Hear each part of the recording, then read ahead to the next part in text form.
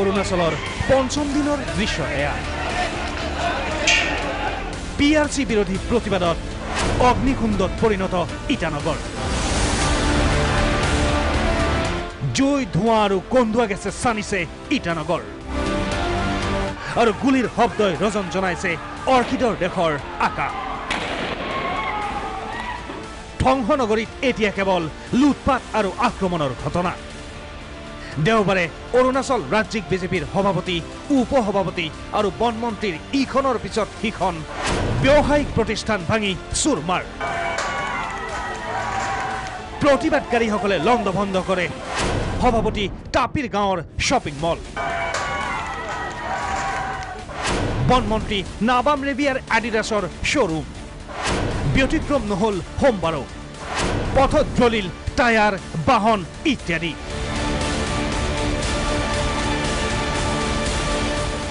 প্ৰতিবাদৰ নামত লুটপাট চলিল বস্ত্ৰৰ দোকান গহনালয় আৰু অনেক সৰু বৰ ব্যৱসায়িক প্ৰতিষ্ঠানত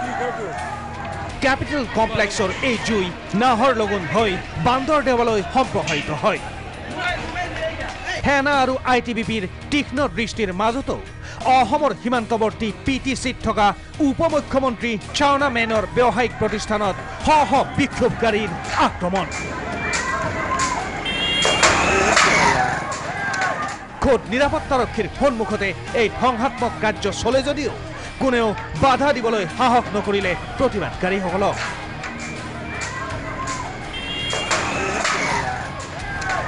উল্লেখ্য যে দেওবাৰে চাওনা মেনৰ ইটানগৰৰ আৱাস গৃহ পুৰি চৰকাৰ কৰিছিল ক্ষুব্ধ লোকসকলে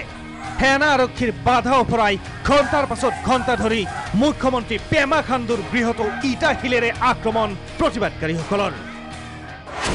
ৰাজভৱনত আশ্ৰয় লৈহে ৰক্ষা পৰিছিল মুখ্যমন্ত্ৰী মুঠতে অচল অৰুণাচল বিফল প্ৰশাসন এনে অগ্নিগৰ্ভা পৰিস্থিতিৰ বাবে ৰাজ্যখনত বসবাস কৰা অসমীয়া লোকসকলে জীৱন হাতৰ মুঠিত লৈ যিয়ে যেনেকৈ পাৰে স্বভূমিলৈ উভতি আহিছে কোনোৱে 20-25 কিলোমিটাৰ খোজকাঢ়ি মানে দেখিছে নহয় 5 দিন হৈ গ'ল এতিয়ালৈকে গাড়ী গুড়া সব বন্ধ হৈ আছে নাহৰলগুনৰ পৰা খোজকাঢ়ি আহিলো আৰু 20 কিলোমিটাৰ হ'ব কোনোৱে আকৌ নাখায় নবৈ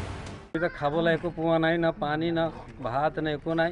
প্ৰাগ নিউজেৰে হোৱা আছুতীয়া সাক্ষাৎকাৰত দুৰ্বিষহ জীৱনৰ বৰ্ণনা দি ভুক্তভোগীয়ে এনেদৰে ক'লে এতিয়াও অৰুণাচলত আবদ্ধ হৈ আছে অসংখ্য লোক